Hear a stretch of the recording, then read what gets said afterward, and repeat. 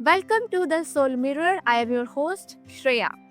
Tonight I am joined by Camilla Calberg, a transformative force reshaping the meaning of leadership with decades of global experience, guiding high performance teams and coaching hundreds of women worldwide.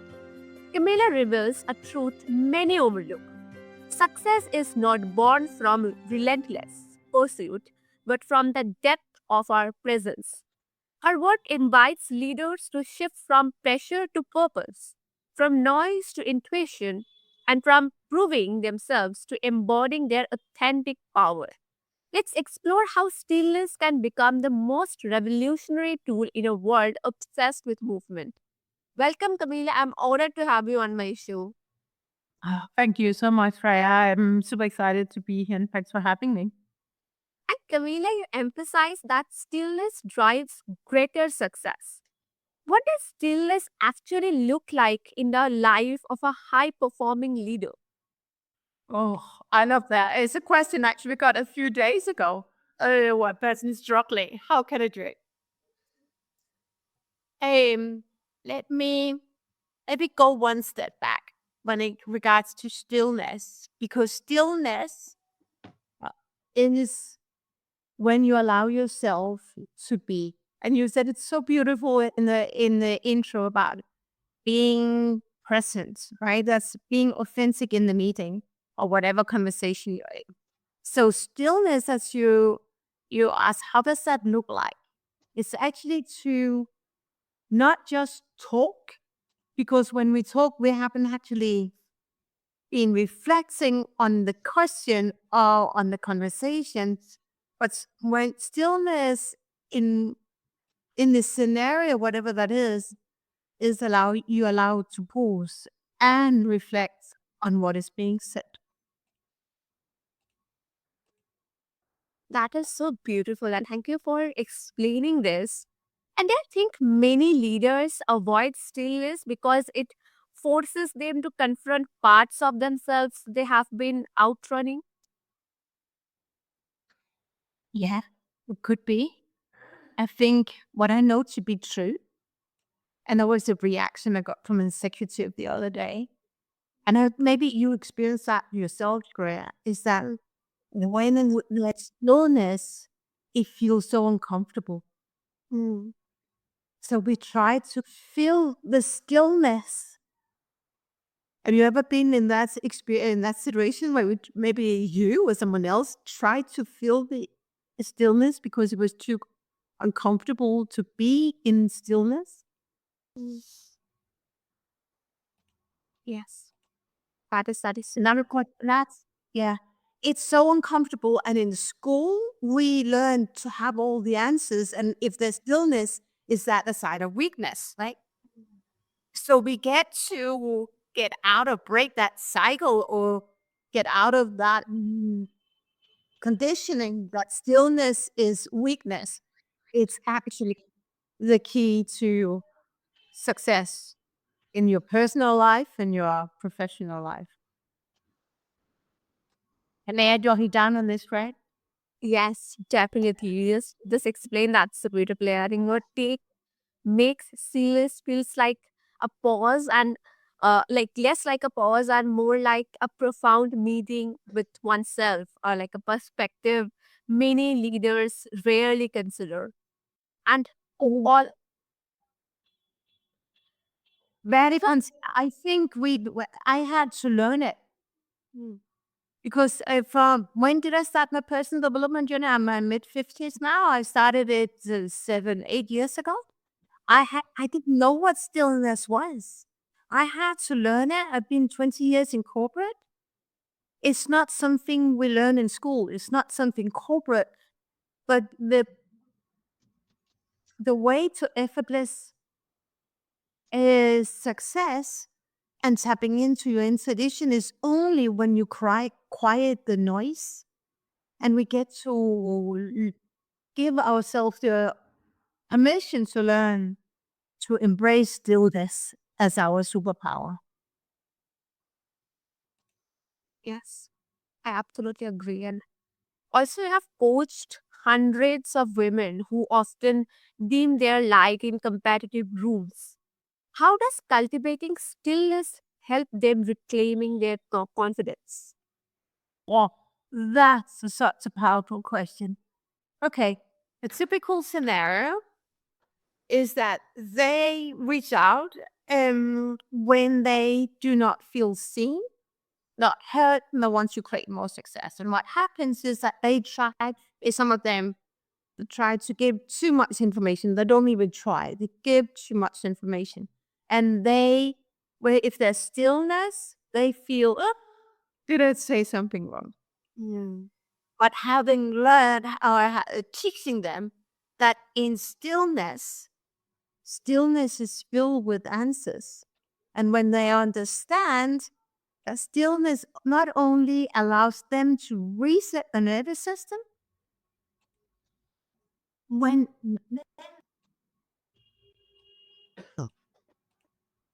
when they have learned not only that stillness reset the nervous system, what happens when you're still within and you're calm within, then you can go back into the conversation, be more present, and ask deeper questions. Oh, what did you say? Or picking up on the energy in the room. And what happens as the benefit of become masterful at stillness is that they get feedback.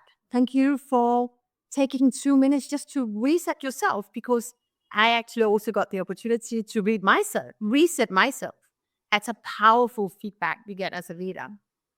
And another benefit is that really no longer will their nerves and the ego run the show and get back into the default of people pleasing or saying yes when they wanted to say no, but they reset and they can step into at the highest self in that conversation, and they lead conversation at a very different level, because stillness is where you also reset your nervous system.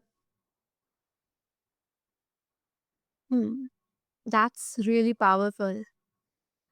And also, when someone begins this practice, what early shift do you notice that signals real inner alignment? Mm.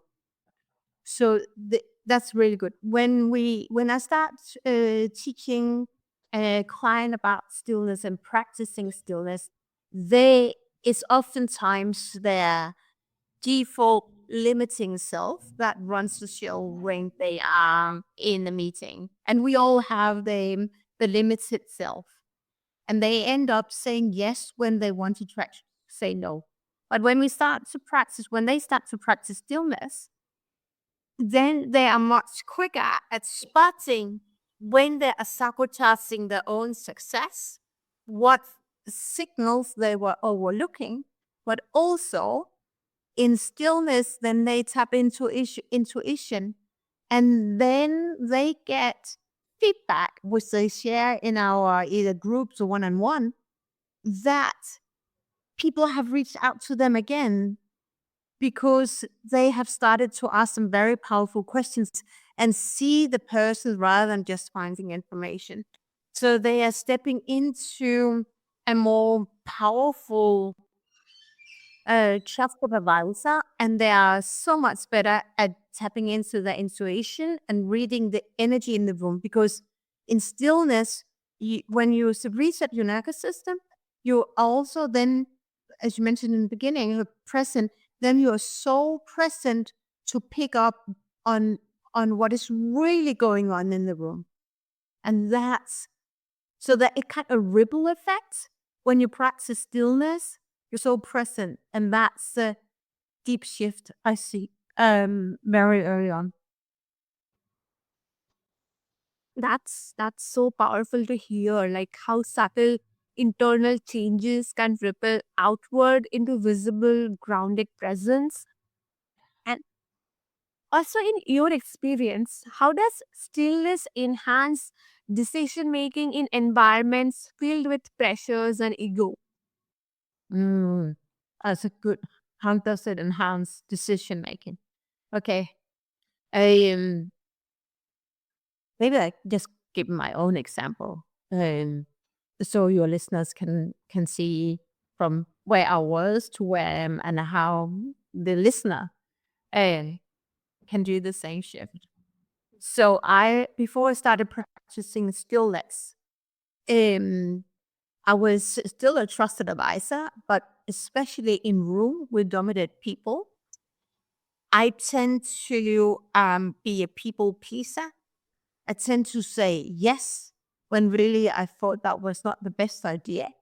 And I had really a lot of decoherence. I can have a lot of decoherence. It was like decoherence. I was a victim of my own limiting beliefs and emotions. Um, so my nervous system was in alarm. Right. When I started to practice stillness, and I knew I was going into this meeting with some dominant people, I would either go to the, yes, that's really weird, but is that went to the toilet for 2 minutes to reset my nervous system before walking in. And in those 2 minutes, I just really connected with my higher self. Me going in that room, who is that Camilla going in that meeting room in 2 minutes? That's how powerful I use stillness as preparation to really ace the conversation. And in the conversation, when my nervous system was about to run the show, then I said, I just need okay, 30 seconds to reset. Because when you're really honest with yourself, you can feel when you feel the emotions in your body. And I start to be so scan my body in the moment. And I closed my eyes because that's the best thing, like meditating. Close your eyes so you cut off the outer world. And I reset myself. And that's so powerful. Stillness, nobody understands what is going on, but you use it to your advantage. And then you come back into the room with so much more energy, with frequency, and say, thank you for holding the space for me. I'm just really picking up on what was just said before. And here's my reflections. So that's how powerful that is how powerful stillness as a tool can be used when you really master it or become masterful and managing stillness. Make sense? Yes, and thank you for sharing your story with our audience. That example illustrates how like intuition sharpens when noise fades. And thank you for sharing your own story with. And Yeah. also, you talk about transitioning from performance to authentic power. What role does stillness play in revealing that authenticity? Mm, when we are authentic, when we show up with the highest purpose to serve, then we also, if we were two friends, we just think about it before I answer. And that is really to be so super present. That's really interesting what you said right now. Let me just think about it. Right? And when you allow yourself to be you with no stress, no pressure, that's where you can really create more impact. Whatever conversation that is. But in a pressure environment, an environment with a lot of pressure, then we are so afraid that we are not being liked, that we don't show up with the power to serve. And then we're ending up being a high performer. But that's just the doing, that's masculine energy. Yeah. And when we allow ourselves to say, okay, now I'm done doing, I want more being, I want to be really present, take yourself out of the equation. That's where you t- decide that's where um every when you allow yourself to be fully present, that's why you show up as being authentic. And when you're authentic, people start to listen to you because you are in that room to be a trusted advisor. You don't protect yourself. When we protect ourselves, we come from performance. We have a performance-driven mindset. But when we're authentic, we, we're just here to help and create the best solutions. has nothing to do with us. It's all to do with the outcome or with the problem at hand. So it's about two different mindsets, from performance to authenticity. Are we focusing on my results as a performer, high performer, or with the authentic leadership? So I'm here to serve. Is that the biggest problem we are facing right now? Or is there something else we haven't discovered? Or, yeah, be curious about. Yes. And I think your framing helps listener to see authenticity not just as a skill to build, but a truth to uncover, which makes the journey feel far more human. And also, many people fear of slowing down because they equate movement with productivity. How do you help them trust that stillness won't derail their success but actually amplify it? I love that. Okay, here, stillness. So let me just sit with us because I was having so many downloads here. And I want you to just honor you, just doubling down on being human. Because right now we are not so human in that conversation. Probably heard so many times that hours. I just wish I could go home and be myself. But we're not really human. We have so many masks. And it's true that a lot of executives think that movement is productivity, but it's not. It's just the true. It is productivity, but it's the pushing. It's the forcing. How I help or teach my clients is to understand first of what is life. Do you want more joy in life? Do you want it? Do you want to enjoy being a leader? All right. Do you want to create more impact? Do you want more time? Time is the only currency you don't get back. So what you want to flex is your consciousness. And you can only flex your consciousness, grow your consciousness when you become self-aware. That's the concept I introduce and we work through. How do we flex our consciousness about understanding how we react, how we respond, our self-perception of ourselves? And then I put on an extra layer is that I'm taking them through 4 levels of wealth. And level 1 is where a lot of execs are. And I've been there. I can only teach what I've been through, the transformation I've been through. Level 1 is very transaction oriented, even though a lot of leaders say, I claim I changed the world. But how true is that?